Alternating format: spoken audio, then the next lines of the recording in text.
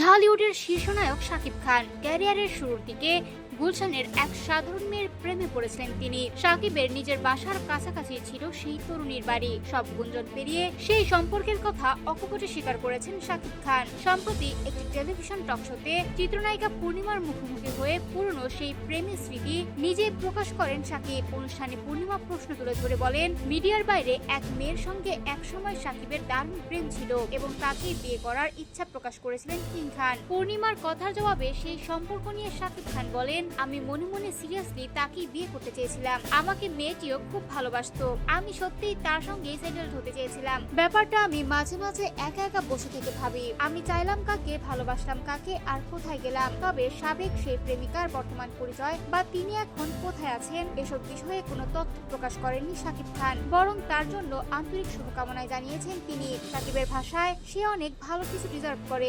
আমি চাই সে জীবনে অনেক ভালো থাকুক।